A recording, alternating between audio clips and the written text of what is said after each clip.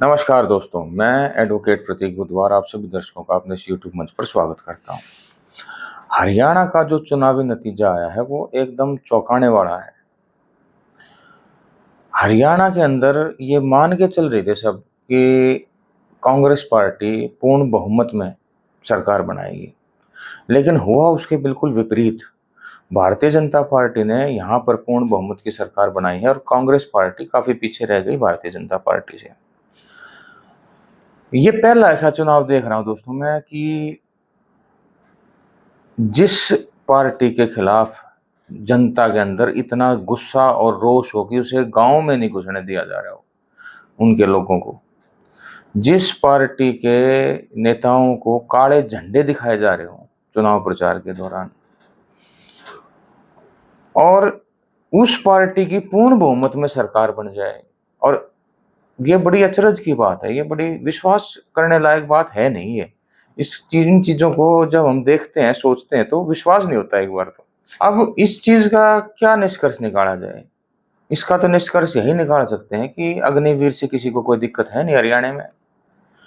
किसान आंदोलन में जितना जो कुछ हुआ किसानों के साथ, वो सब कुछ किसान भूल चुके हैं। और ना ही रोजगार की कोई दिक्कत है हरियाणा के अंदर, बेरोजगारी है नहीं बिल्कुल भी, सभी नौकरियों पे हैं, सभी रोजगार पे हैं। महंगाई बिल्कुल नहीं है हरियाणा के अंदर।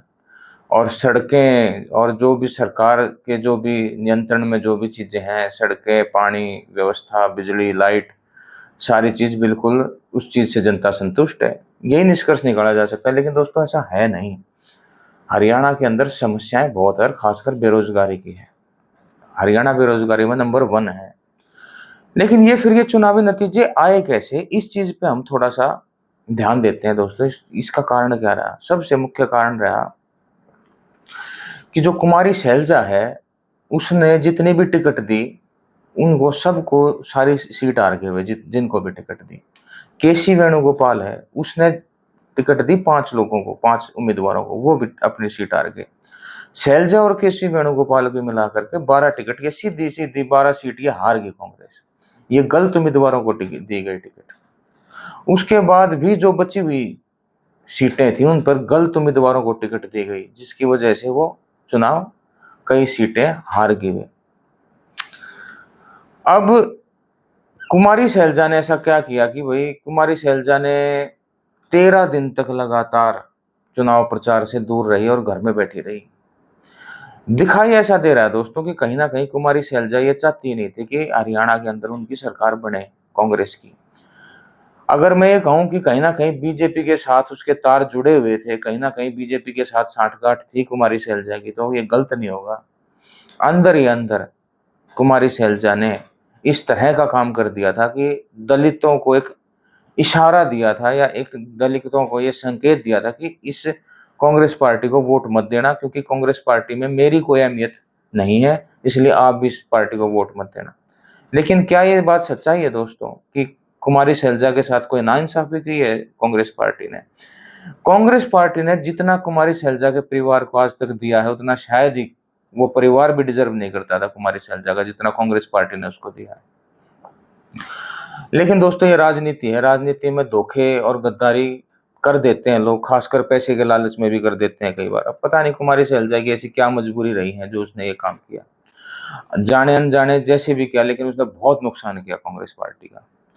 दूसरी तरफ भूपेंद्र सिंह हुड्डा, जो कि पूर्व मुख्यमंत्री रहे हैं, उन्होंने थोड़ा सा ये रहा कि उनको उनको ये लगता था कि कहीं ना कहीं कांग्रेस पार्टी हर हाल में बहुमत में आ रही है हरियाणा के अंदर, क्योंकि माहौल ऐसा था। और भूपेंद्र हुड्डा ही नहीं, कोई भी उनकी जगह कोई भी होता, हम भी यही सोच रहे थे कि कांग्रेस पार्टी कहीं ना कहीं पूर्ण बहुमत में तो आ ही जाएगी, सरकार तो बना ही लेगी। और इसीलिए कुछ ऐसा दिखाई दे रहा था कि ओवर कॉन्फिडेंस भी था कहीं ना कहीं, और वो ओवर कॉन्फिडेंस टिकट बंटवारे में नुकसान देगा दोस्तों इस पार्टी को।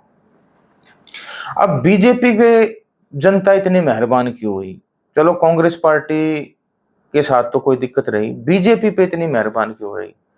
दोस्तों बताया ये जा रहा है कि कांग्रेस पार्टी ने ये आरोप लगाया है, और इन आरोपों में सत्यता भी है, कि कहीं ना कहीं मशीनों के अंदर कुछ ना कुछ गड़बड़ हुई है, क्योंकि बहुत सी मशीनें ऐसी निकली हैं जिनमें जो बैटरी थी वो 99% तक चार्ज थी, जबकि ऐसा हो नहीं सकता। ये खबरें आई है, पानीपत से भी आई हैं, फरीदाबाद से भी आई हैं। तो ऐसा बताया जा रहा है कि जो बैटरियां गिनती के अंदर जो आई, जो 99% चार्ज थी, उनमें भाजपा को 70% तक वोट डले हुए थे उन मशीनों में। और जो मशीनें 70% चार्ज थी, 80% चार्ज थी या 75% चार्ज थी, उन मशीनों में जो वोट, उसमें कांग्रेस के पास ज्यादा वोट थे, कांग्रेस के पक्ष में ज्यादा वोट डले हुए थे। अब कोई मशीन 99% चार्ज कैसे हो सकती है? वो 2 दिन रखी भी रही है, उसने सारा दिन चली भी है। वो मान लीजिए फुल चार्ज करके 100% चार्ज करके और उसको वोटिंग के ऊपर लगा दिया गया। वोटिंग के ऊपर लगाने के अंदर वोटिंग में भी उसकी बैटरी डिस्चार्ज होगी, और फिर उसके बाद उसको बंद करके रख दिया गया, उस रखे रखे में भी उसकी बैटरी डिस्चार्ज होगी। तो जाहिर सी बात है, कम से कम 70-75% तक तो वो बैटरी आएगी ही आएगी। 99% बैटरी होने का कोई मतलब ही नहीं है। लेकिन फिर से ये दोष उसी के ऊपर जाता है, कांग्रेस पार्टी के ऊपर, कि उन्होंने इस चीज के ऊपर वहीं पर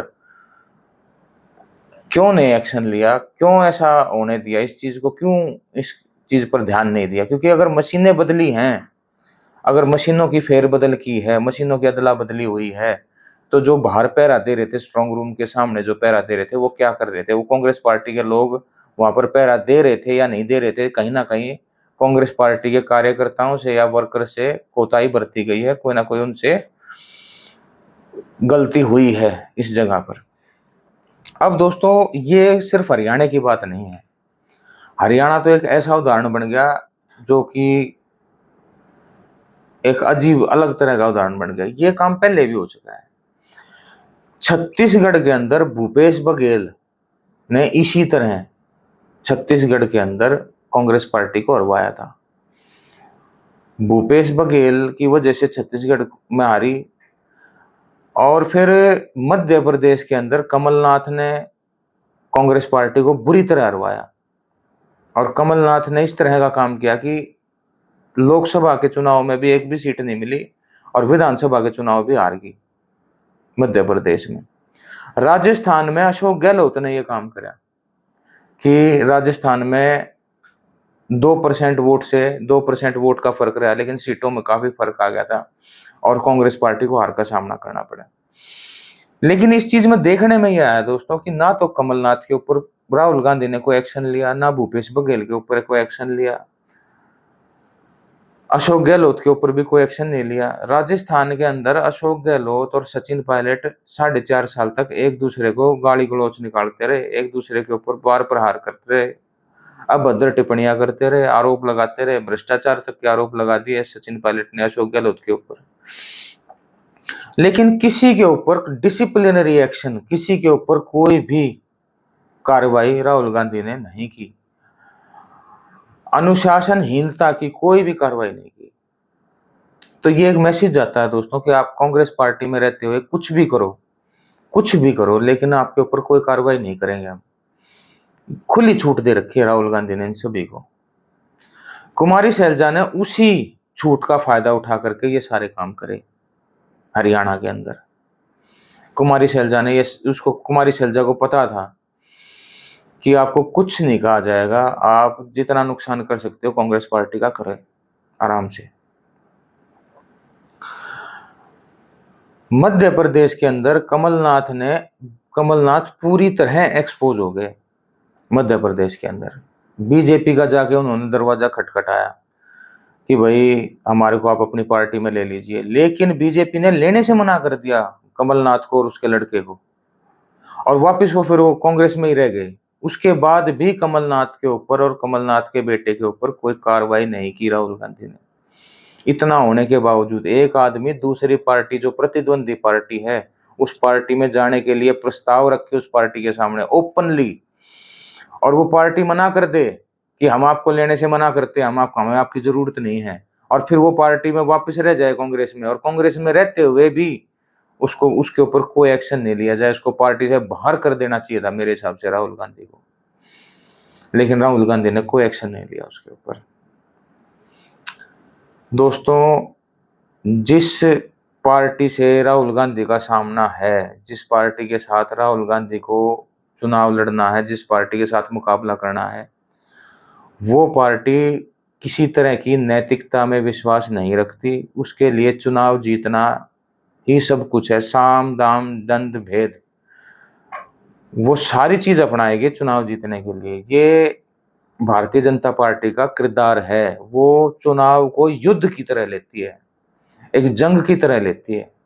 वो चुनाव को चुनाव की तरह लेती ही नहीं है, उसकी प्रवृत्ति है ऐसी। खासकर नरेंद्र मोदी, अमित शाह की जो भारतीय जनता पार्टी है, उसकी यही प्रवृत्ति है। उन्हें चुनाव जीतना है, सत्ता में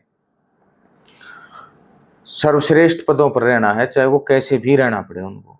और अगर ऐसी पार्टी के साथ आपका मुकाबला है और आप अपने भीतर घात करने वाले, जो आपकी पार्टी में रहते हुए आपकी पार्टी को कमजोर करने में अहम भूमिका निभा रहे हैं जो नेता, उनके ऊपर अगर आप कार्रवाई करने से बचोगे तो किसी ना किसी दिन वो बहुत बड़ा नुकसान ऐसा कर देंगे आपका, सारे मिल करके, जो कि आपको मतलब, अगर राहुल गांधी राजनीति में फेल होते हैं, मैं स्पष्ट तौर पे कह देता हूं दोस्तों, बिना किसी लाग लपेट के, एक ही लाइन में, अगर राहुल गांधी राजनीति के अंदर फेल होते हैं या फ्लॉप होंगे, तो इन्हीं जैसे शैलजा जैसे, कमलनाथ और अशोक गहलोत, भूपेश बघेल, इन जैसे नेताओं के कारण ही फेल होंगे। ये अपने आदमियों द्वारा मारे जाएंगे, अपने आदमियों द्वारा खत्म करे जाएगी ये पार्टी। जो खुद, जिसको ये राहुल गांधी शरण दे रहे हैं, जिन धोखेबाजों को, उन्हीं को वही इस पार्टी के पतन का कारण बनेंगे एक ना एक दिन, आप देख लीजिएगा। अकेले राहुल गांधी के मेहनत करने से कुछ नहीं होता दोस्तों, कुछ भी नहीं होगा अकेले राहुल गांधी के मेहनत करने से। अब इसमें देखना ही है दोस्तों कि क्या हरियाणा की हार से राहुल गांधी को सबक लेंगे या नहीं लेंगे, ये देखने वाली बात है दोस्तों। आज तक तो राहुल गांधी ने इस तरह का कोई सबक लिया नहीं। हालांकि राहुल गांधी को पता है सारी बातों का, लेकिन वो एक्शन क्यों नहीं लेते ये मुझे पता नहीं चल रहा। क्योंकि हो सकता है वो यूं सोचते हो कि भाई अगर मैं इनको पार्टी से निकाल दूंगा तो ये बीजेपी में चले जाएंगे, कम से कम आपको अंदर रहते हुए तो नुकसान नहीं करेंगे। ये भी तो सोचना चाहिए राहुल गांधी को। खैर दोस्तों, राहुल गांधी की पार्टी है, उनकी पार्टी, वो जैसा चाहे उसको चलाएं। लेकिन कहीं ना कहीं मेरे को ये विश्वास है कि कहीं ना कहीं इस गिनती में भी कहीं ना कहीं दिक्कत हुई है, कहीं ना कहीं दिक्कत पेश आई है। जैसे कि आरोप हैं 99% बैटरी चार्ज मिली है, तो ऐसा लगता है कि कहीं ना कहीं, और बीजेपी की इस तरह की पार्टी है जो इन चीज़ों से, इन हथकंडों से परहेज नहीं करती है। तो देखना ये है दोस्तों कि ये इन आरोपों को सिद्ध कैसे करेंगे, चुनाव आयोग और सुप्रीम कोर्ट तक लेके जाएंगे या नहीं जाएंगे इन चीज़ों को, और वहाँ उनके सामने इन चीज़ों को सिद्ध करेंगे या नहीं करेंगे, ये देखने वाली बात है। आपका इस बारे में क्या कहना है दोस्तों, आपका इस बारे में क्या मत है, कृपया करके कमेंट्स में ज़रूर बताएं। इसी के साथ मैं आपसे आज्ञा चाहता हूँ। नमस्कार।